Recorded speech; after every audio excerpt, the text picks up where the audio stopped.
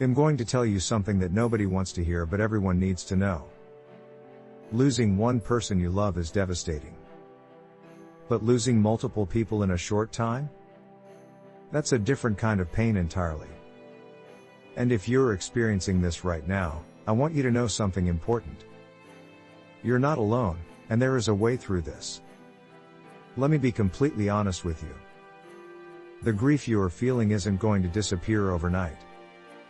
It's not going to vanish in a week or even a month. But what I'm about to share with you can make the difference between drowning in that grief and learning to carry it with dignity and hope. Here's what makes multiple losses so uniquely challenging. Your brain doesn't get time to process one loss before another hits. It's like trying to heal from a broken leg while someone keeps hitting it with a hammer. The pain compounds. The exhaustion multiplies. And suddenly, you're not just grieving individual people. You're grieving your entire world as you knew it. Now let's talk about what actually happens in your mind and body during this time. When you lose someone close to you, your brain releases stress hormones. Cortisol floods your system. Your sleep patterns get disrupted. Your appetite changes. You might forget things more easily. This isn't weakness. This is your body responding to real, physical trauma. But here's where it gets more complicated with multiple losses. Your nervous system never gets a chance to reset. You're living in a constant state of high alert. Every phone call makes your heart race. Every unexpected knock on the door triggers anxiety. You're waiting for the next shoe to drop because in your recent experience, it always does. Let me share something that might surprise you. Research shows that seniors who experience multiple losses within a 2-year period face significantly higher risks of depression, physical health decline, and even mortality. This isn't meant to scare you. It's meant to validate what you're feeling. Your grief is real. Your exhaustion is justified. And taking it seriously is absolutely necessary. So what do you do with this information? First, you need to understand that grief isn't linear. You've probably heard about the 5 stages of grief. Denial, anger, bargaining, depression, acceptance. But here's the truth that nobody tells you. When you're dealing with multiple losses, you're not moving through these stages in order. You're experiencing all of them simultaneously, sometimes switching between them multiple times in a single day. One moment you might feel acceptance about losing your spouse. The next moment you're angry about losing your best friend. Then you're bargaining with a higher power about your sibling. Then you're in denial about all of it. This isn't confusion. This is completely normal when your grief is layered and complex. Now let's address something crucial. The isolation that comes with multiple losses. Every person you lose isn't just a relationship. It's an entire network of connections, shared memories, and social interactions. When your spouse dies, you might lose couple friends. When your siblings pass, you might lose connection to extended family. When longtime friends are gone, you might lose your social circle entirely. You might find yourself sitting at home wondering who to call. Who's left that understands your history? Who remembers the stories only you and your lost loved one shared? This isolation can feel suffocating. It can make you question whether it's even worth trying to connect with anyone new. But here's something important to understand. Your brain is wired for connection. Even in deep grief, even when it feels impossible, you need human contact. Not necessarily to talk about your grief, though that can help. Sometimes you just need to be around other living, breathing humans who remind you that life continues. Let me give you some practical strategies that actually work. First, create what I call grief anchors. These are specific times each day when you allow yourself to fully feel your grief. Maybe it's 15 minutes in the morning with your coffee. Maybe it's an evening walk. The key is giving your grief dedicated space instead of letting it ambush you randomly throughout the day. Why does this work?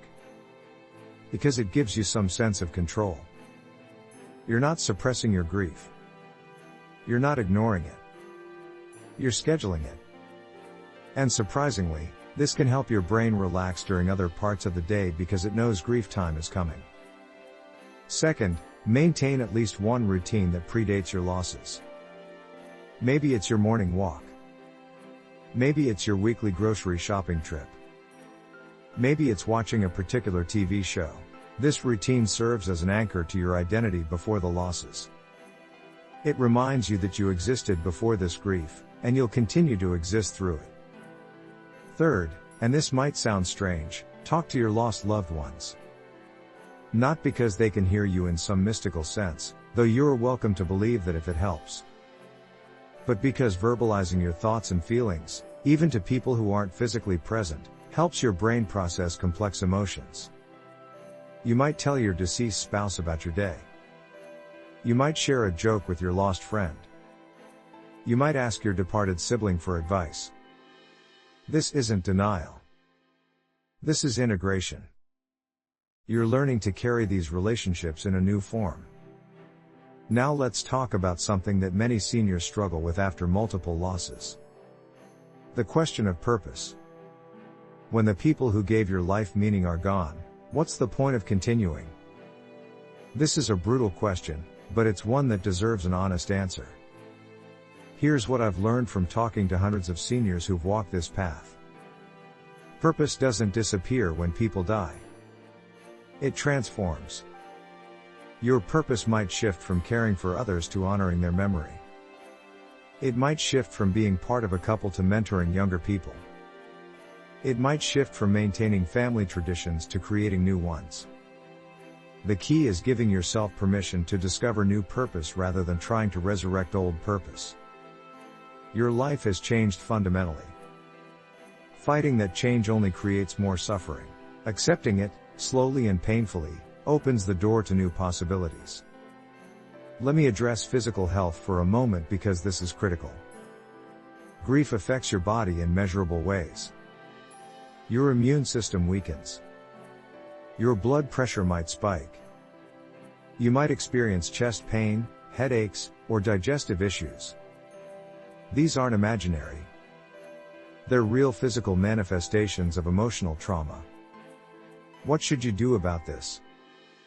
First, see your doctor. Be honest about your losses and your grief. Ask for a full physical. Monitor your vital signs. Don't assume every ache and pain is just grief. Sometimes it is. Sometimes it's something that needs medical attention. Second, move your body every single day. I'm not talking about running marathons. I'm talking about a 10-minute walk.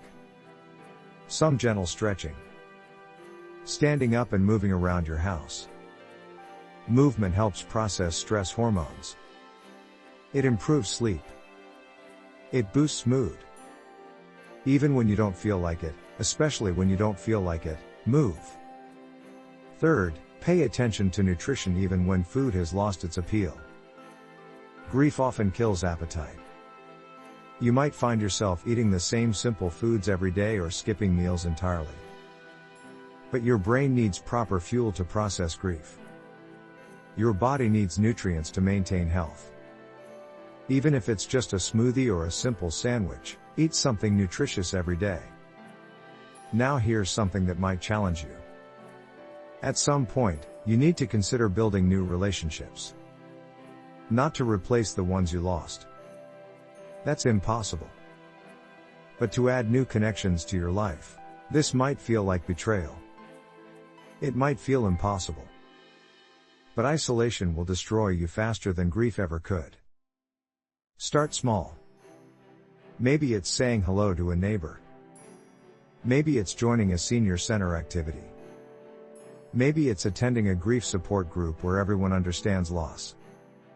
You don't need to become best friends with anyone. You just need to remind yourself that connection is still possible. Let's talk about meaning making. This is a psychological concept that refers to finding significance in your losses.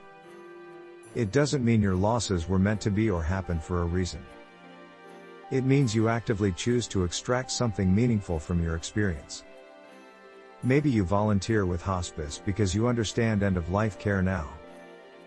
Maybe you write letters to your grandchildren sharing wisdom from those you lost. Maybe you donate to causes your loved ones cared about. Maybe you simply decide to live more fully because you've seen how quickly life can end. Meaning making isn't about silver linings. It's about refusing to let loss define you entirely. It's about honoring the dead by living with intention. It's about transformation rather than mere survival. Here's something else that's important. Give yourself permission to feel joy again. This might seem impossible right now. You might feel guilty when you laugh or enjoy something. But your loved ones wouldn't want you to suffer forever. Joy doesn't dishonor their memory. Joy honors their hope that you would continue living fully. Start noticing small pleasures.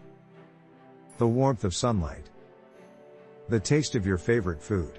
A funny moment on television. A kind word from a stranger.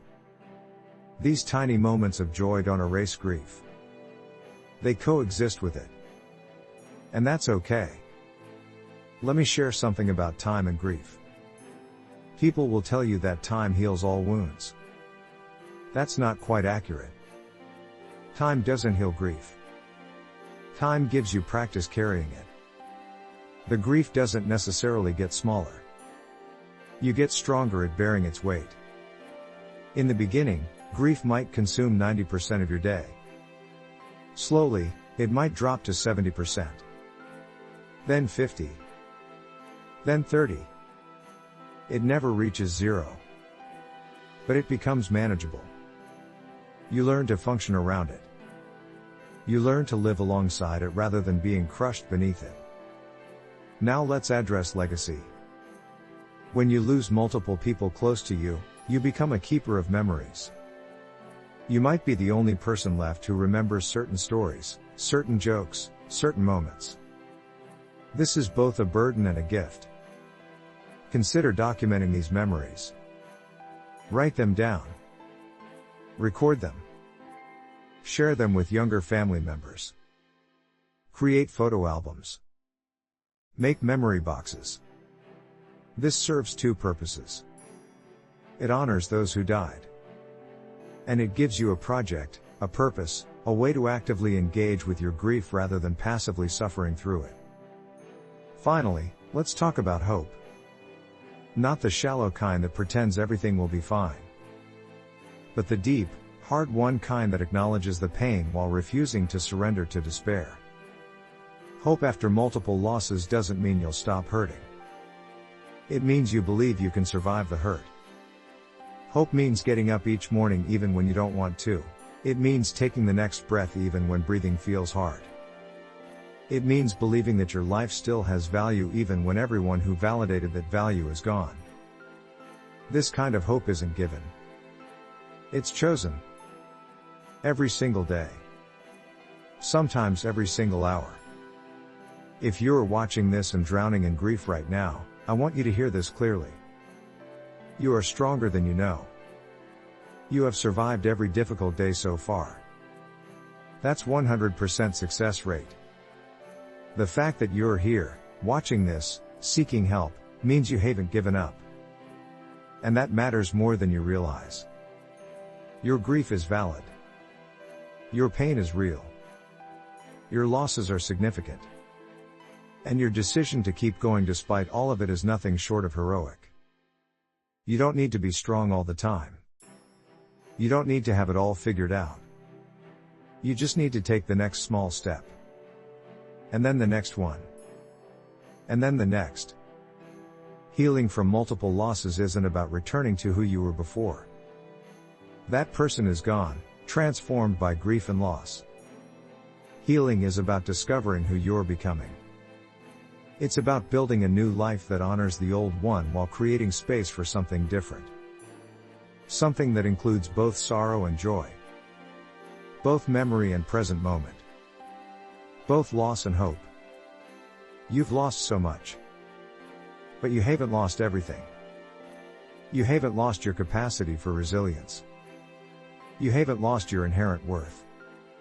You haven't lost the possibility of meaningful days ahead. Those things remain. And they're enough to build on. One day at a time. One breath at a time. One small step at a time. That's how you survive multiple losses. That's how you find your way back to hope.